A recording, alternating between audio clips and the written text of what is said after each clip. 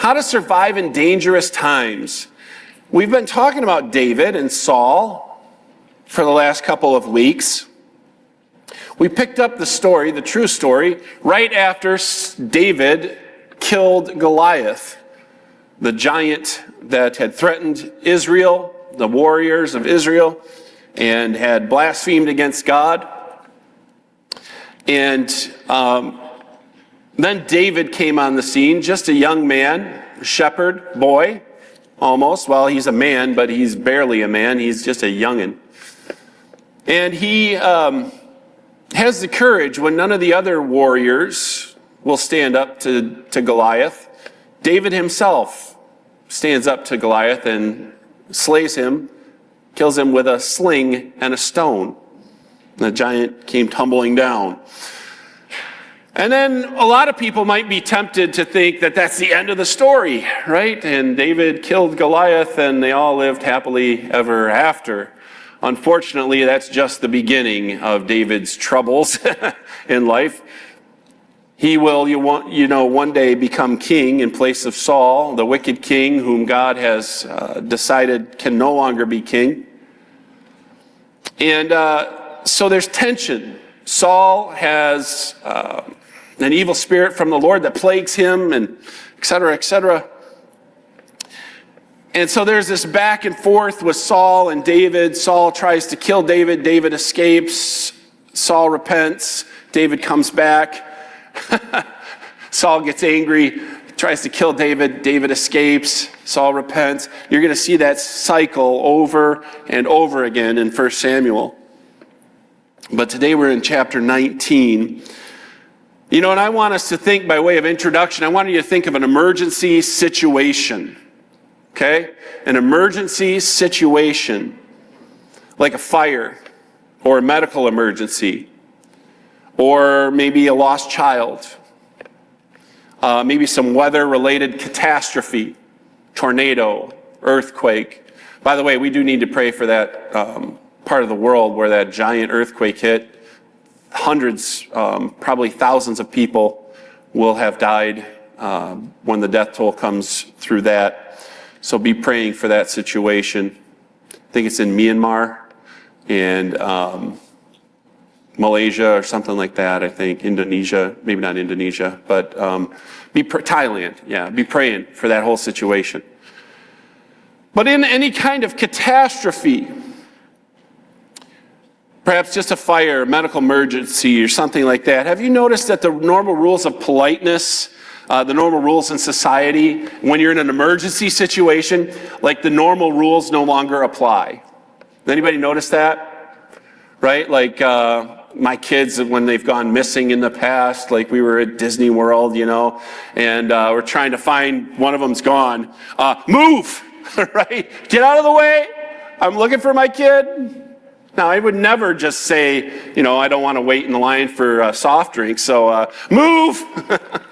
That would just be ridiculous. But in an emergency, things change.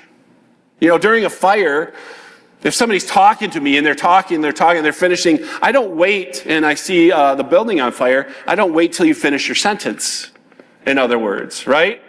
I say, fire! We were on a missions trip once, and a power thing, I don't know what to call it, transformer maybe, exploded, and we were all asleep, and it started to fire. Now, it didn't go crazy, it was contained, but it's funny, there was like the youth pastor, my former youth pastor that I was with, he was knocking on our door, hey, Josh, Lonnie, hey, wake up, hey, come on, there's a fire, you need to go. He's being very polite. And then this local from St. Lucia, she comes out, she's like, fire! And she just, everybody runs. Yeah, no more politeness. Boys, fire! Yeah. Sometimes I think in emergency situations, the normal rules of life and politeness, even sometimes morality, tend to go out the window. Gavin, when you are driving the ambulance, do you go the speed limit? No, you don't go the speed limit. Probably not. Somebody has a cardiac arrest in the back. Do you go normal speeds? You go 10 over, don't you? A little more, okay. Do you wait for the stoplights? Yeah. Yeah? Well, if it's red, I'll wait till it's clear. I'm not making 3 pages or 1 page. Yeah, exactly. So you have to be safe, but you can break the rules, the normal rules, right? You don't wait the whole time. If there's nobody coming, they'll run a red light. Normally you get a ticket for that, but Gavin never gets a ticket for running all the red lights he runs. Exactly. And I think sometimes people as Christians, people just in general, well, it's an emergency situation, therefore we don't need to follow the normal laws of right and wrong. I can speed if it's an emergency. Well, yeah, you can. Maybe I can even lie if it's an emergency.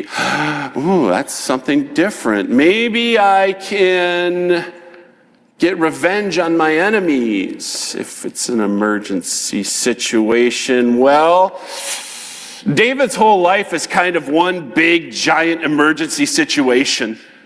And you're going to see whether or not he keeps his morality or it goes out the window. You're going to see Saul's son, Jonathan. Does he abide by normal conventions of serving the Lord? Or does he abandon them? Does Saul's daughter, Michal, does she stick to the normal right and wrong, or does she do her true colors show? And sometimes that's what happens in an emergency situation. Well, let's turn to 1 Samuel 19. I hope you're there already. I'm going to read the passage for us. It's a long one, so get comfortable. Okay? We're going to do the whole chapter, and I'll try to go through it at a decent click. Okay. Now, Saul told Jonathan, his son, and all his servants to put David to death. But Jonathan, Saul's son, greatly delighted in David. Wait a minute. Okay, so I got to pause right there in verse 1. We didn't get very far. So this is from remember in the past where Saul wanted to kill David, and so he tried to set him up with his daughters. And the first daughter, he says, just join the army and then go fight my battles, go fight the Lord's battles. And he thought, yeah, that'll work. Well, David says, I can't be the king's son-in-law, that's too rich. So then he gets his second daughter, Michal, and he says, all right, you can be my son-in-law again. Here's what you got to do. 100 bad guys. I want you to kill 100 bad guys. Let's put it like that. And David says, all right, I tell you what, I'm going to kill 200 bad guys. And so that's what he does. And he brings the proof of their death back to Saul, and he gets Michal as his daughter, or as his wife. So Michal, or Michal as we call her in English, is married to David. Okay? Now, verse 1 again. Now Saul, so David is going out doing these battles. He's winning. He's important. His name is highly esteemed. Saul, it doesn't sit too well with Saul. Saul's furious. And so instead of trying to get the Philistines to kill David, he himself orders his servants and his son Jonathan to kill David. So Jonathan told David, verse 2, saying, Saul, my father is seeking to put you to death. Now, therefore, please be on guard in the morning and stay in a secret place and hide yourself. I will go out and stand beside my father in the field where you are, and I will speak with my father about you. If I find out anything, then I will tell you. Then Jonathan spoke well of David to Saul his father and said to him, do not let the king sin against his servant David, since he has not sinned against you, and since his deeds have been very beneficial to you. For he took his life in his hand and struck the Philistine, and the Lord brought about a great deliverance for all Israel, and you saw it and rejoiced. Why then will you sin against innocent blood by putting David to death without a cause? Saul listened to the voice of Jonathan, and Saul vowed, as the Lord lives, he shall not be put to death. Then Jonathan called David, and Jonathan told him all these words. And Jonathan brought David to Saul, and he was in his presence as formerly. When there was war again, David went out and fought with the Philistines and defeated them with great slaughter, so that they fled before him. Now there was an evil spirit from the Lord on Saul, as he was sitting in his house with his spear in his hand, and David was playing the harp with his hand. This sounds like something we've heard before. This is exactly what was in the last chapter. Verse 10, Saul tried to pin David to the wall with the spear, but he slipped away out of Saul's presence, so that he stuck the spear into the wall, and David fled and escaped that night. Then Saul sent messengers to David's house to watch him in order to put him to death in the morning. But Michal, David's wife, told him, saying, if you do not save your life tonight, tomorrow you will be put to death. So Michal let David down through a window, and he went out and fled and escaped. Michal took the household idol and laid it on the bed and put a quilt of goat's hair on its head, and covered it with clothes. When Saul sent messengers to David, she said, he is sick.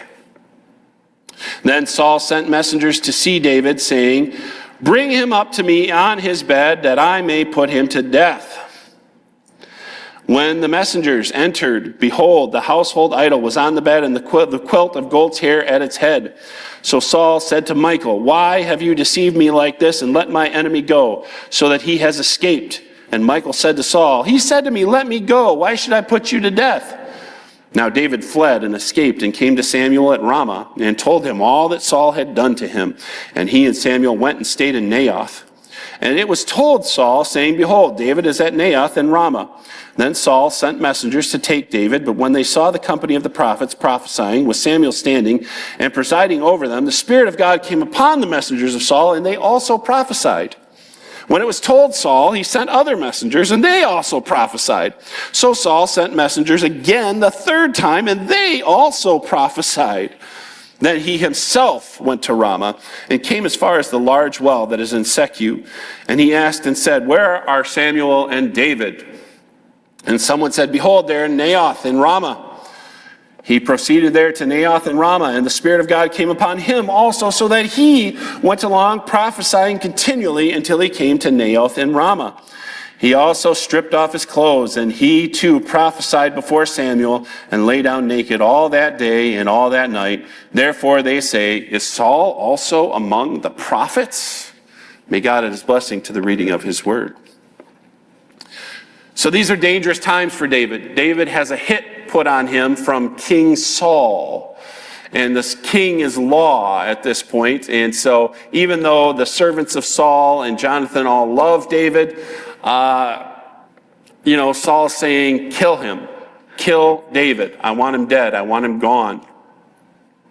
Fortunately, Jonathan does not listen to his father. Now you say, isn't that wrong? Shouldn't Jonathan have listened to his father? Children, obey your parents, for this is right in the Lord. It says in the New Testament. It says in the Ten Commandments, honor your father and mother. Boy, if Jonathan is disobeying his father like this, that doesn't sound like he's honoring his father. Isn't he breaking one of God's commandments? Well, in this case, Jonathan is doing the right thing because his dad is telling him to do something wrong. His dad is telling him to murder an innocent person, and a righteous man that has not sinned against the king. He has not sinned against Saul. So in these dangerous times, there are four ways to survive that we need to keep in mind. They're in your bulletin if you want to take a look at them. But just 4 points to this sermon today. The first one is what Jonathan does, and that is, number one, defend the righteous. That's something to keep in mind. As the days get harder and harder, we might have little ebbs and flows, but in general, we see that the world is getting worse and worse and worse. And eventually, sin will be so rampant that God is going to have to, God already said he's coming back to fix this whole place, and his wrath is going to be poured out on this world. So be prepared for that. But when the times get tough, do you throw out your morality? Jonathan doesn't. Blessed are the peacemakers. Jonathan becomes a peacemaker here. He doesn't just go along with his father, the king's wishes. He should listen to his dad because he's the king, and it's also because he's his father. But in this case, it's right to obey God rather than man, because his father is telling him to do something wrong. Jonathan is defending David. He's defending the righteous. That's something that the Bible tells us to do all over the place, right? I mean, all over the place. Defend the widow, defend the orphan, defend the poor, defend the righteous.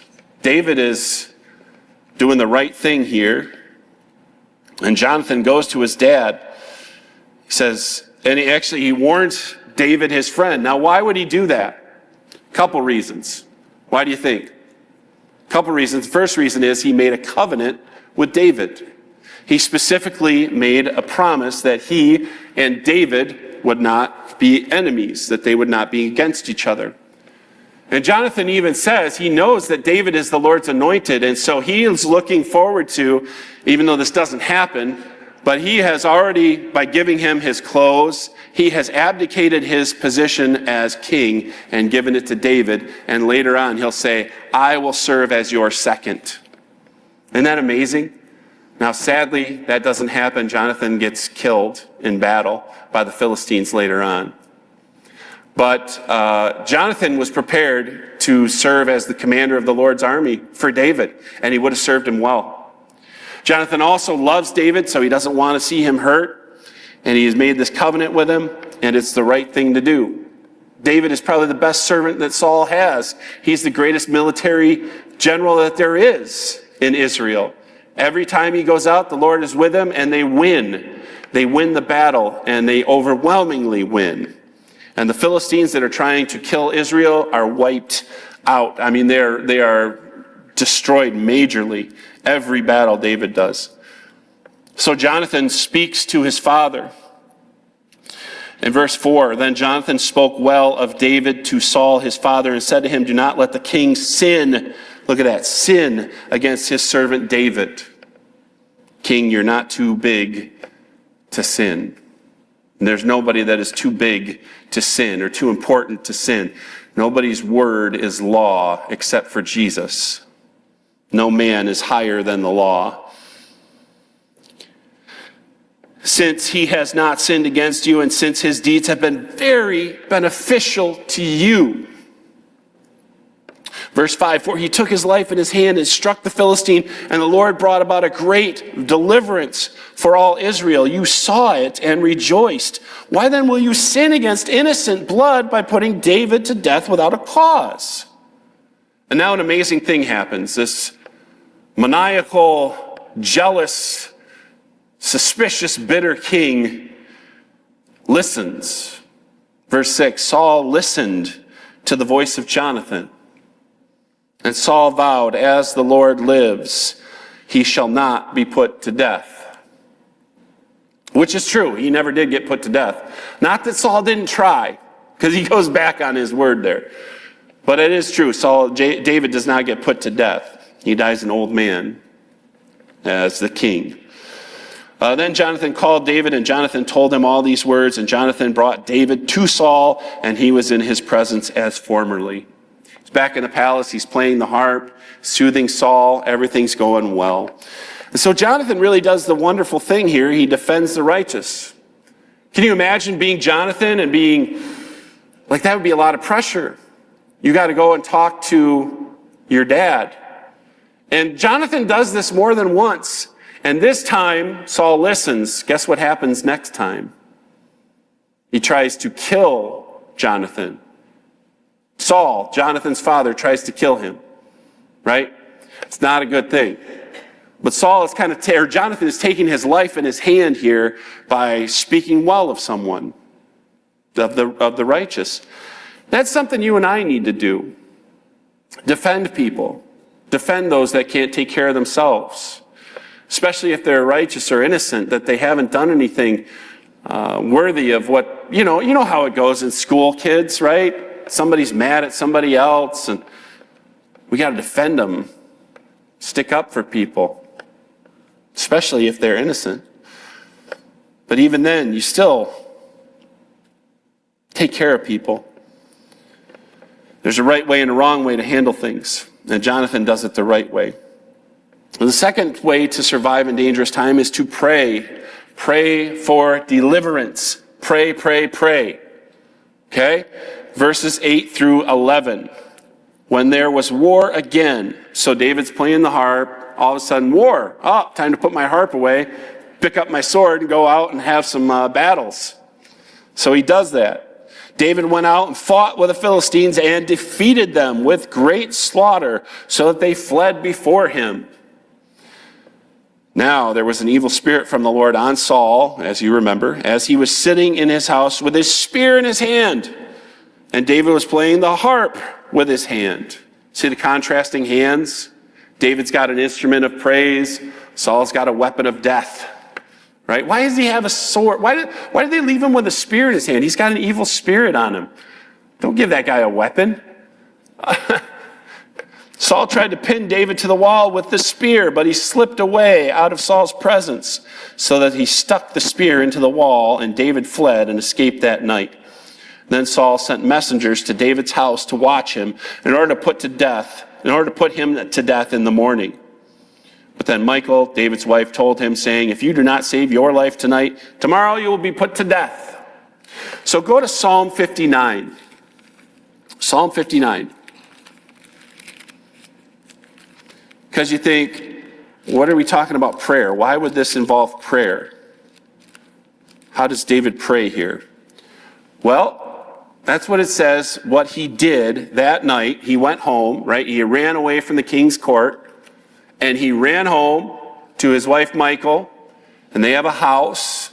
He probably got that from Michal, being the king's daughter, right, when he married her. So he goes home to be with his wife, and Saul sends messengers to watch the house so that when he comes out in the morning, they can kill him. And they comply. They do it. David knows they're out there. Michal warns him, but he can hear him. So Psalm 59. This is for the choir director, set to, El-Tashheth,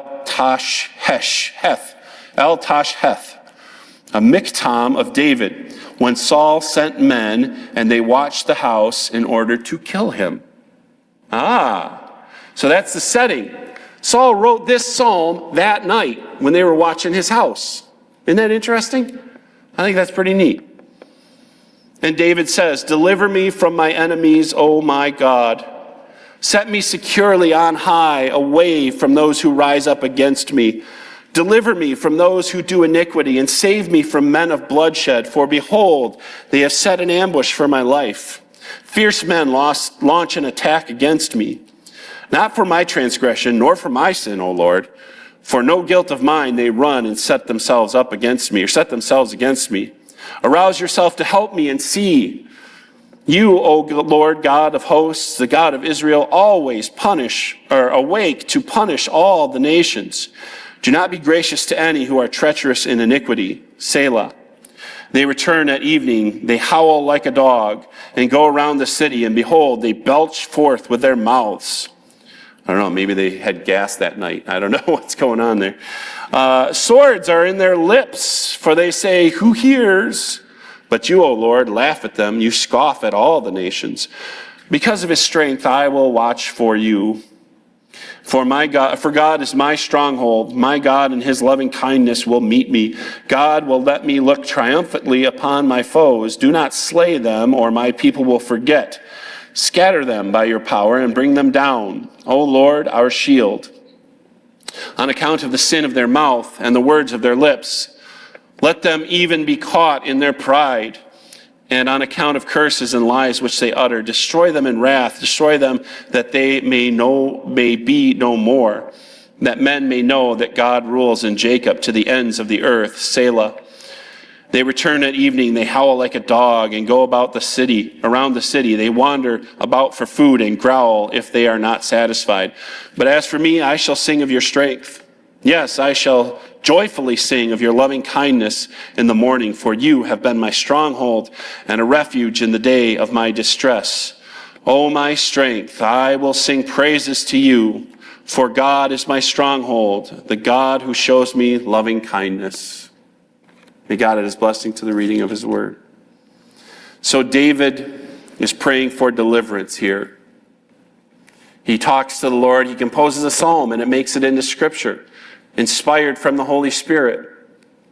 Because of this dangerous situation, And that's one thing you can do in any dangerous situation, in any difficulty you find yourself in. Pray for deliverance. Pray for the Lord to help you. If you can't meet your bills, if you had an unexpected financial situation, pray. Right? If your car breaks down and it won't work, pray. Ask for help. If somebody is against you, somebody is angry with you, maybe even worse, you're becoming a victim of a crime, pray. Pray for help and deliverance. And the Lord will hear. David goes to the Lord during this difficult time where people are literally trying to kill him, and he prays for deliverance, and he gets it. Now, the third point here I want to bring up is do not be unequally yoked. And this one is a bit of a stretch. You have to think about this. I don't want to say it's a stretch, but you have to think about it in a little different way. It doesn't exactly tell us that it was bad that Michal was married to David. It just, you can pick up some clues. Let's say it that way. We have to discover this one. In verses 11 through 17, and Saul sent messengers to David's house to watch him in order to put him to death in the morning. But Michal, David's wife, told him, saying, if you do not save your life tonight, tomorrow you'll be put to death. So Michal let David down through a window, and he went out and fled and escaped. And that's good. That's what she should have done. Lots of good things happening in those first couple verses. But then look what happens. Right? Michal took, verse 13, the household idol. The what? What does she have? Michal took the household idol. What's she doing with an idol? That's weird. She worships the one true God. She's supposed to, at least. Saul, her father, is supposed to, but for some reason they have a household idol. I'm convinced this is not David's household idol. I'm convinced this is Michal's. Why does she have that? We're not told. We're just told she has it, and she uses it. It looks like a human being.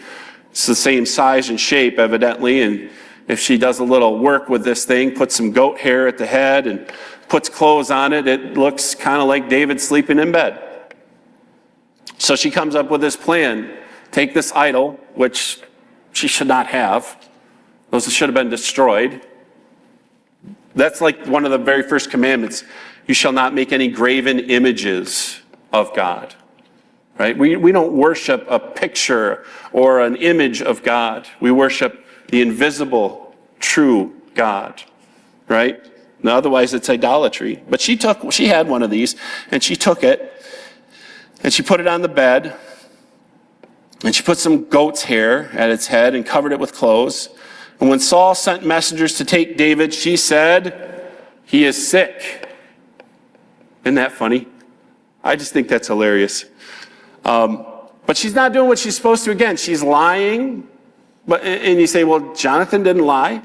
He went right to his father. Maybe she was in more of a tenuous position. I don't know. But she thought it would be a good idea to get out of this by lying. But she does warn David, which is good. She lets him down out of the window because they're on the wall, right? Their house evidently is on the wall, so she lets him down by a rope or something, and then he runs away. And then, so Saul, she says he's sick. So, right, these messengers are coming to capture David, bring him to Saul so they can kill him. And they come in to arrest him, and they go, he's sick. That's just hilarious to me. And Saul figures that out immediately. What does he say? Then Saul sent messengers to see David, saying, bring him up to me on his bed, that I may put him to death. I don't care that he's sick, just bring him. This is crazy. I'm going to kill him anyway. Who cares if he's sick? Maybe they didn't want to catch it. I don't know. But when the messengers, verse 16, entered, behold, the household idol was on the bed with a quilt of goat's hair at its head. So Saul said to Michal, why? So the gig is up, or the jig is up. The jig is up. And she says, Saul says to Michal, why have you deceived me like this and let my enemy go so that he has escaped? And Michal does what Michal does. Said to Saul, he said to me, let me go. Why should I put you to death? David threatened to kill me, and I had to let him go. I had to deceive you. That was my only reason for doing that. So she lies. Maybe if she wouldn't have told that lie, Saul wouldn't have chased after David. We don't know. He might have anyway. But she doesn't help the matter. This guy tried to kill my daughter. Now I have an excuse to put him to death. Now David fled and escaped and came to Samuel at Ramah. Well, let's stop there in verse 17. Do not be unequally yoked. It seems like Michal is not on the same page with her faith as David is with his faith. She will resort to lying. She has a household idol. And as a matter of fact, later on in 2 Samuel, she sees David dancing and praising the Lord. 2 Samuel 6:16. Right? Let's go there real quick. I don't have time. But we're going to do it anyway. 2 Samuel 6:16. Famous situation after David is king and they bring the ark back into Israel or into Jerusalem. And then it happened, verse 16, as the ark of the Lord came into the city of David, that Michal, the daughter of Saul, looked out of the window and saw King David leaping and dancing before the Lord. And she rejoiced that her husband loved the Lord so much. No, it's not what it says. It says, and she despised him in her heart. Now, he's not naked. He's wearing an ephod, but it's like his outer clothes are shed. So they brought the ark of the Lord and set it in its place inside the tent which David had pitched for it. And David offered burnt offerings and peace offerings before the Lord. When David had finished offering the burnt offerings and the peace offering, he blessed the people in the name of the Lord of hosts. Further, he distributed to all the people, to all the multitude of Israel, both to men and women, a cake of bread and one of dates and one of raisins to each one. Then all the people departed, each to his house. But when David returned to bless his household, Michal, the daughter of Saul, came out to meet David and said, how the king of Israel distinguished himself today. He uncovered himself today in the eyes of his servants' maids, as one of the foolish ones shamefully uncovers himself. So David said to Michal, it was before the Lord who chose me above your father, and above all his house, to appoint me ruler over the people of the Lord, over Israel. Therefore I will celebrate before the Lord. And I will be more lightly esteemed than this, and will be humble in my own eyes, but with the maids of whom you have spoken, with them I will be distinguished. And then, as a matter of fact, Michal, the daughter of Saul, had no child to the day of her death. Michal doesn't exactly worship the Lord like David. In fact, she's offended by his worship. It says in the New Testament, 2 Corinthians chapter 6, verse 14, that we are not to be unequally yoked. 2 Corinthians 6:14 says this, do not be bound together with unbelievers. For what partnership have righteousness and lawlessness? Or what fellowship has light with darkness? Or what harmony has Christ with Belial? Or what has a believer in common with an unbeliever? Or what agreement has the temple of God with idols? For we are the temple of the living God. And then it goes on. She had idols. She had an idol. She despised David for worshiping the Lord. She thought to let David get away by lying. So it didn't work out. It was not a good match. Number 4, submit to God. This is back in 1 Samuel 19. We have this story, the rest of the story where Saul sent messengers, right? David does what he does. He runs away and he flees to Samuel, which is a smart thing to do because Samuel is the Lord's prophet. If anybody knows what to do, it'll be Samuel. So he goes to Samuel and he goes into a prayer meeting, basically. Like all these people, these prophets are prophesying, they're praising the Lord, worshiping. So the messengers come in to arrest David, and guess what? They drop their stuff and they start prophesying, praising the Lord. And then they come, so then Saul sends another group. And they're like, all right, we'll get him this time. And then they start prophesying. He says, I picture kind of like the curly. Saul is so furious and sends a third group, and they join in. And then finally Saul himself makes his way. And what happens to him? The Lord takes control over him. And he starts prophesying. Even on the way to the meeting, he starts prophesying. He gets there. He takes off probably his outer garments too, like David later. And he lays on the ground, probably just in that ephod. And he prophesies all day and night. David can just walk away slowly. He doesn't even have to run. Why? Because God is in control. God is in charge. We contrast Saul submits to God, not on purpose. David submits to God on purpose. But one day, whether you want to or not, every single person in here will bow the knee to Jesus Christ. Every single tongue in here today, whether you want to or not, will confess that Jesus Christ is Lord, to the glory of God the Father. So the point for this one is submit to God. You can either do it yourself or he will do it for you. And if he has to do it for you, you do not receive his blessing. Saul looks foolish, right? So we go to Philippians chapter 2. Philippians chapter 2, verse 8. Being found in appearance as a man, he humbled himself by becoming obedient to the point of death, even death on a cross. This is Jesus.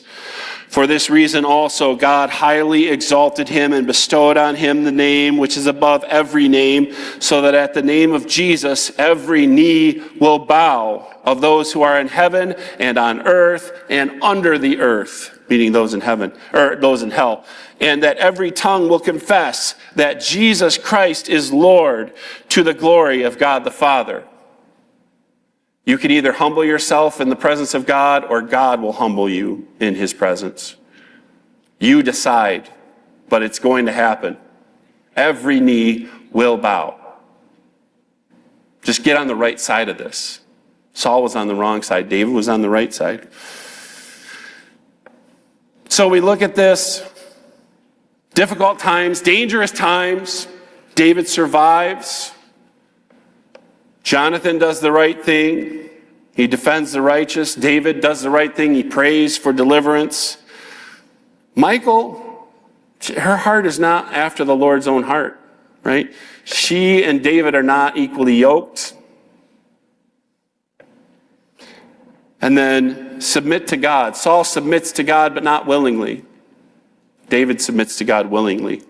And that's something we should do sooner rather than later. You got to submit to the Lord. I don't care who you are, how important you are. You're going to bow the knee to Jesus Christ someday. You're going to confess